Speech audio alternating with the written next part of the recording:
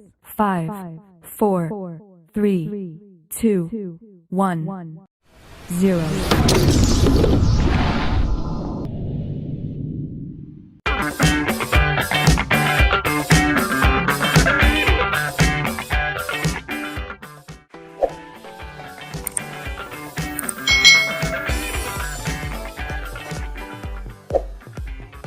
Hai. Selamat datang di channel YouTube Kak Citra. Apa kabarnya adik-adik semuanya? Kak Citra berharap kalian dalam keadaan yang baik, sehat, dan siap untuk belajar. Hari ini kita bersama-sama belajar untuk mata pelajaran tematik kelas 4. Kita belajar di tema 3, peduli terhadap makhluk hidup, subtema 1, hewan dan tumbuhan di lingkungan rumahku. Pembelajaran yang kedua. Mari adik-adik kita belajar dengan penuh semangat. Apalagi manfaat tumbuhan di sekitar kita dan apa hak dan kewajiban kita? Nah adik-adik, pada pembelajaran kali ini kita akan belajar apalagi sih manfaat tumbuhan di sekitar kita dan apa hak dan kewajiban kita. Mari adik-adik kita simak bersama-sama. Sebelumnya, adik-adik sudah belajar tentang tanaman padi. Betapa banyak manfaat dari tanaman padi ini. Sebagian besar orang Indonesia menjadikan nasi sebagai makanan utama. Begitu juga Beni. Beni makan nasi sebagai makanan pokoknya. Nah, di sini ada posternya adik-adik ya, untuk adik-adik semua. Bijak menggunakan, merawat, dan memperindah. Nah, dalam pembelajaran ini kita juga akan belajar bagaimana kita bijak dalam menggunakan atau mengkonsumsi nasi dalam kehidupan kita sehari-hari. Setiap hari, Beni, adik, dan kedua orang tuanya selalu makan malam bersama. Di keluarga Beni, semua orang diberi kesempatan untuk mengambil nasi sendiri. Ibu Beni berpesan, ambil secukupnya. Adik Beni sering tidak menghabiskan nasinya. Alasannya karena ia sudah kenyang.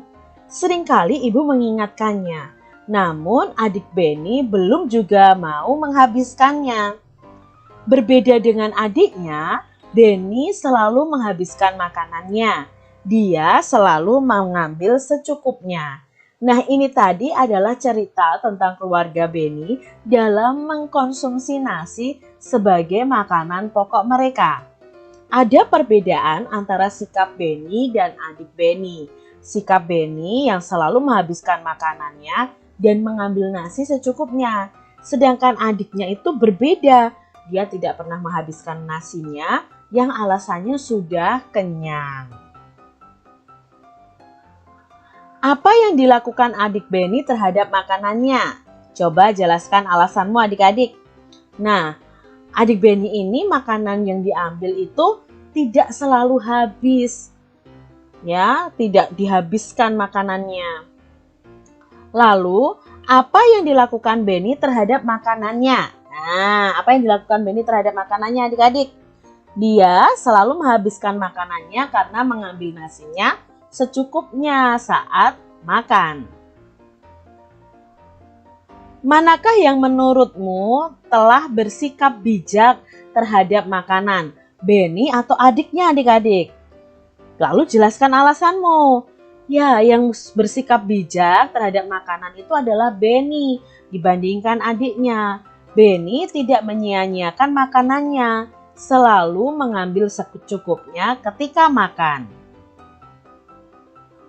Ketika adik Beni membuang makanan, kira-kira menurut adik-adik siapa saja sih yang dirugikan? Nah, tentunya yang dirugikan yang pertama adalah ayah dan ibu. Mereka telah berusaha mencari dan menyediakan makanan. Selain itu, orang di sekitar yang tidak mampu juga ikut dirugikan. Mereka susah loh mencari makanan, namun yang bisa makan justru membuang-buang makanan. Yang dirugikan lagi adalah petani adik-adik.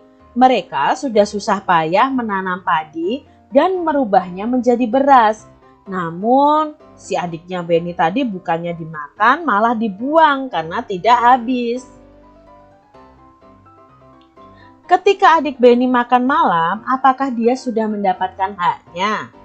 Ya, adiknya tuh sudah mendapatkan haknya. Adik Benny mendapatkan hak memperoleh makanan dan bisa makan malam bersama keluarganya. Lalu ketika adik Benny membuang makanannya, apakah dia sudah melaksanakan kewajibannya? Belum adik-adik sih, adik Benny ini belum melaksanakan kewajibannya. Memang hak adik Benny itu memperoleh makanan, tetapi kewajibannya itu ya harus menghabiskan makanan yang dia ambil, tapi malah dia tidak menghabiskannya. Ketika Benny menghabiskan makanannya, apakah dia sudah melaksanakan kewajibannya? Nah, kalau Benny sudah ya adik-adik, karena Benny menghabiskan makanannya itu berarti dia sudah melaksanakan kewajibannya. Kita tidak boleh menyia-nyiakan makanan. Kita juga harus bijak nih adik-adik memanfaatkan makanan yang tersedia bagi kita. Tanaman mempunyai banyak manfaat untuk manusia. Selain untuk makanan, tanaman itu juga menghasilkan oksigen. Kita berhak menikmati manfaat dari tanaman, namun kita juga wajib untuk bijak menggunakannya. Salah satu cara bijak dalam menikmati manfaat dari tanaman adalah dengan tidak membuang-buang makanan. Coba adik-adik bayangkan kalau semua orang seperti adik Benny tadi, berapa banyak nasi yang terbuang sia-sia setiap harinya? Lalu berapa banyak sumber daya alam dan energi yang terbuang setiap harinya? Bagaimana dengan adik-adik semuanya? Sudahkah adik-adik memanfaatkan makananmu dengan baik? Apakah kalian masih makannya masih bersisa dan membuang sisa makanannya? Nah, itu berarti kalian tidak memanfaatkan sumber daya alam yang sudah disediakan ya, yaitu padi yang kita olah setiap hari, kita makan, tapi malah kamu tidak habis dan membuangnya. Itu sangat tidak bijak adik-adik. Jadi mulai sekarang adik-adik saat makan ambil nasi secukupnya dan kalian makan sampai habis. Berpikirlah sebelum kamu membuangnya. Ini adalah proses dari penanaman padi dari awal ya adik-adik ya, mempersiapkan sawahnya sampai menjadi nasi. Nah, sebelum padi ditanam itu, sawah itu dibajak adik-adik oleh petani ya, dibajak tanahnya supaya tanahnya bisa ditanami padi. Itu waktunya 1 hari. Lalu padi ditanam itu hari ke-21 sampai ke-30. Jadi hari ke-21 sampai ke-30 itu petani menanam padinya. Padi mulai berbiji itu pada hari yang ke-100. Lalu padi mulai dipanen di hari yang ke-120. Nah, padi diambil dari sawah oleh petani. Lihat ini proses dari padi ditanam sampai siap dimakan itu prosesnya lama loh adik-adik, sekitar 132 hari. Bayangkan betapa susahnya menjadi seorang petani. Ya, setelah padi diambil dari sawah lalu padi dijemur. Dijemur dulu adik-adik, lalu digiling. Nah, biji padi siap jadi beras kalau sudah digiling adik-adik. Betapa susahnya ya. Alangkah buruknya jika kita membuang-buang makanan kalau melihat ini. Nah, berpikirlah terlebih dahulu sebelum adik-adik membuang sisa makanan kalian. Perhatikan gambar berikut ini. Nah, di sini ada 3 gambar. Gambar A, B, C. Nah, adik-adik perhatikan ya. Coba gambar A itu sedang apa, gambar B sedang apa, gambar C sedang apa. Di sini Kak Citra punya pertanyaan berdasarkan gambar tadi. Apa yang dilakukan orang pada gambar tersebut? Nah, untuk yang gambar A, apa yang dilakukan orang? Ya, gambar A ini sedang menebang pohon.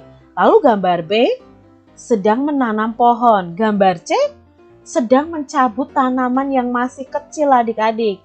Jadi ini menyakiti tanaman. Lalu apakah tindakan tersebut baik dan berikan alasannya. Mengapa adik-adik? Untuk yang A, apakah ini tindakan yang baik? Gambar A ini tidak baik karena dapat merusak lingkungan. Kalau gambar B ini baik adik-adik karena dapat menjaga kelestarian tanaman.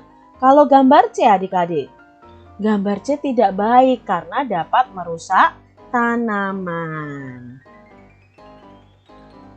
Dampak bagi lingkungan dari ketiga gambar ini. Nah, untuk gambar A itu hutan bisa menjadi gundul kalau ditebang secara sembarangan. Yang B, dampak bagi lingkungannya adalah lingkungan menjadi hijau karena dia menanam pohon. Sedangkan dampak bagi lingkungan untuk gambar C itu adalah banyak tanaman yang rusak adik-adik. Sangat disayangkan ya. Berikutnya dampak bagi orang lain. Nah, dampaknya bagi orang lain apa ya? Yang A ini, kalau pohon ditebangi, hutan menjadi gundul, itu berdampak kepada orang lain juga adik-adik. Dampaknya apa? Kalau hutan yang gundul, itu dapat menyebabkan banjir dan tanah longsor. Maka nanti yang dirugikan saat terjadi banjir dan tanah longsor adalah orang lain. Lalu yang kedua, gambar B, itu orang lain dapat menikmati lingkungan yang indah dan udara menjadi segar. Itu dampaknya bagi orang lain. Sedangkan yang C, orang lain tidak dapat menikmati keindahan dan tidak mendapatkan udara yang segar karena tanamannya dirusak adik-adik. Apakah perbuatan dalam gambar tersebut melanggar hak orang lain?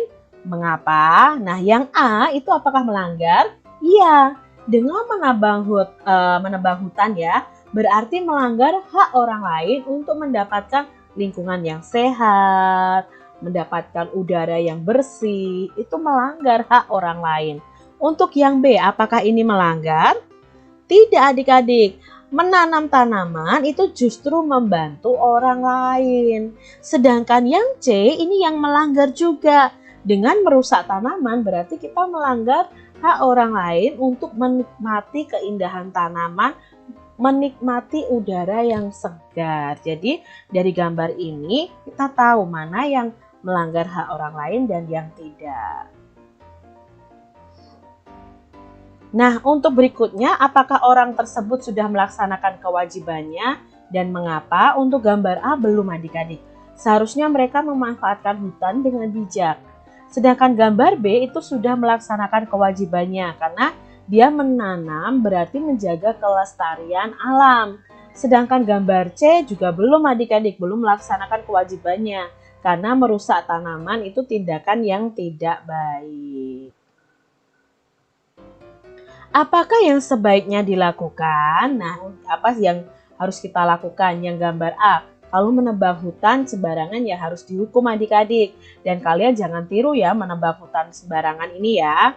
Lalu gambar B, mengajak orang lain untuk menanam. Jadi kita sebaiknya mengajak orang lain juga untuk ikut menanam. Sedangkan gambar C, nah yang sebaiknya dilakukan adalah kita tidak menyakiti tumbuhan atau tidak merusak tumbuhan tanaman di sekitar kita. Bijak memanfaatkan tumbuhan berarti kita menghematnya, tidak membuang-buangnya, tidak mengambil secara berlebihan dan tidak merusaknya.